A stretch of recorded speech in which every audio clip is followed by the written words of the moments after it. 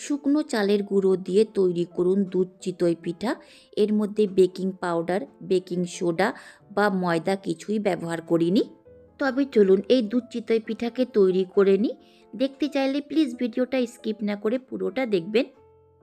দুধ চিতই পিঠা তৈরি করার জন্য চালা 2 কাপ চালের গুঁড়ো নিয়েছি। আপনি চালকে ভিজিয়ে নিয়ে পেস্ট তৈরি করেও এই পিঠা তৈরি করতে পারেন। এর মধ্যে দেব হাফ টিস্পুন নুন আর 1 টিস্পুন চিনি পাউডার। চালের গুঁড়োর সাথে নুন চিনিকে ভালো করে মিশিয়ে দেব। তারপর এর মধ্যে ফুটন্ত গরম জল দিয়ে মিশিয়ে নেব। হাত দিয়ে মেশাতে যাবেন না, প্রথমে চামচ দিয়ে মেশাবেন বা হ্যান্ড মিক্সার দিয়ে মিশালেও হবে। ভালো করে মেশানো হয়নি, এর মধ্যে দেব আরও 1 কাপ ফুটন্ত জল। একইভাবে আরও হাফ কাপ জল দিয়ে ভালো করে মিশিয়ে নিয়ে একে রেস্টে রাখবো। একে রেস্টে রাখতে গেলে চালের গুঁড়োটা খুব ভালো করে ভিজে যাবে। চালের গুঁড়োর মধ্যে ফুটন্ত গরম জল দিয়েছি, ভিজতে খুব একটা সময় লাগবে না। এইভাবেই 10 মিনিট মতো থাকতে দেব। আগের থেকেই দুধকে গরম করে ঠান্ডা করে নিয়েছি। এর মধ্যে দেব হাফ কাপ খেজুরের গুড়।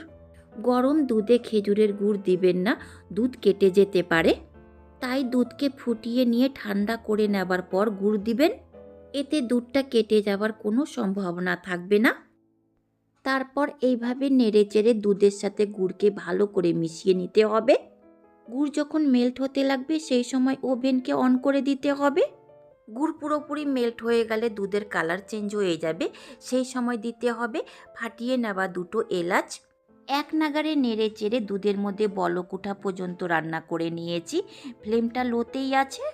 লো ফ্লেমে দুধকে গুড়ের সাথে রান্না করতে 5 থেকে 6 মিনিটের সময় লেগেছে। দুধের শিরা তৈরি হয়ে গেছে, ওভেনকে অফ করে এইভাবেই রেখে দেব। যে চালের আটাটা গরম জল দিয়ে ভিজতে রেখেছিলাম সেটা ভিজে গেছে। ভালো করে বেশ কিছু সময় ধরে মুথে নেব। মুথে নেবার জন্য বড় পাত্রর দরকার, তাই আমি এই বেটারটাকে স্টিলের গামলাতে ট্রান্সফার করে নিচ্ছি। মিক্সিং বলে মোথাটা ভালো হচ্ছে না। সম্পূর্ণ বেটারকে মিক্সিং বলে বের করে নিয়েছি। মিক্সিং বোল ধোয়া একটু জল দিয়ে দেব। গরম জলই দিতে হবে, ঠান্ডা জল একটুকু ব্যবহার করা যাবে না। গরম জল দিলে খুব তাড়াতাড়ি মোথার কাজটা হবে। এক সাইডে ঘুরিয়ে ঘুরিয়েই মধ্যে হবে। দেখুন বেটারটা একদমই ফোমের মতো হয়ে গেছে। সম্পূর্ণ শুকনো চালের বেটারের মধ্যে জল কিন্তু এক সমান লাগে না, কারো মধ্যে বেশি লাগে তো কারো মধ্যে কম। এবার জল দিয়ে মিশিয়ে বেটারটাকে পাতলা করে নেব। ভালো করে মিশিয়ে নেবার পর ফ্লেভারের জন্য এর মধ্যে দেব হাফ টিস্পুন এলাচ পাউডার। এটা আপনি লবণ দেওয়ার সময়ও দিতে পারেন। এলাচ পাউডারকে বেটারের সাথে খুব ভালো করে মিশিয়ে নেব। তারপর এর থেকে অর্ধেকটা বেটার মিক্সিং বলে আলাদা করে নেব। দেখুন এই রকম বেটার তৈরি করে নিতে হবে। এই বেটারকে তৈরি করতে 4 কাপের মতো জল লেগেছে। এর মধ্যে দেব 1 বাটি থেকে অর্ধেকটা গ্রেট করা কোকোনাট। গ্রেট করা কোকোনাট দেওয়ার পর মথার কোনো দরকার নেই, জাস্ট হালকা করে মিশিয়ে নিলেই হবে। ভালো করে মিশিয়ে নিয়েছি, এবার চলে যাব একে রান্না করার জন্য। চিতই পিঠাকে আপ্পাম প্যানে তৈরি করব, তার জন্য আগের থেকে একে গরম করে নিয়েছি। এর মধ্যে তেল ব্রাশ করে নেব। আমি আগের থেকে তেলের মধ্যে অল্প পরিমাণে জল মিশিয়ে রেখেছিলাম। আগে তো এই চিতই পিঠাগুলো উনানের জালে মাটির পাত্রতে তৈরি করা হতো। অল্প করে বেটার নিয়ে দেব আপ্পাম প্যানে। ফ্লেমকে একদমই লোতে রাখতে হবে, না তো তলাটা পুড়ে যাবে আর উপর পর্যন্ত সেদ্ধ হবে না। প্যানে বেটার দেওয়া হয়ে গেলে একে ঢাকা দিয়ে রান্না করতে হবে। লো ফ্লেমে বানিয়েছি, 4 থেকে 5 মিনিটের পর ঢাকাটা সরিয়ে দেব। যদি চিতই পিঠাগুলো সেদ্ধ হয়ে থাকে তলা থেকে সহজে বেরিয়ে আসবে। সহজে বেরিয়ে এসছে, তলার দিকেও গোল্ডেন ব্রাউন হয়ে গেছে। এইভাবেই আপ্পাম প্যান থেকে চিতই পিঠাগুলো বের করে নেব। আর এইভাবেই সম্পূর্ণ চিতই পিঠা তৈরি করে নেব। আর গরম থাকা অবস্থাতেই একে দুধে দিতে হবে। যদি দুধটা ঠান্ডা হয়ে গিয়ে থাকে তো অবশ্যই একটু গরম করে নিন।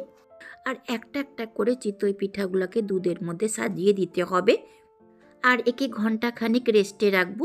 যদি সোডা বা বেকিং পাউডার দিয়ে রান্না করে থাকেন পিঠাগুলো তো আপনাকে রেস্টে রাখার দরকার নেই, 10 মিনিট রেস্টে রাখলেই হবে। পিঠাগুলোর ছিদ্রগুলো খুব সহজেই দেখা যাচ্ছে। ঘন্টা খানিকের পর একটা পিঠা কেটে দেখাচ্ছি এর ভেতর পর্যন্ত কতটা দুধ গিয়েছে, আর দেখুন কতটা স্পঞ্জিও হয়েছে। এই ছিদ্রগুলো না থাকতে গেলে ভেতর পর্যন্ত দুধ যাবে না। এই ছিদ্র থেকে দুধ ভেতরে যায়, তবে পিঠাগুলো খেতে সুস্বাদু লাগে। দুধ চিতই পিঠা পরিবেশন করে নেব। দেখুন দেখতে কতটা লোভনীয় লাগছে।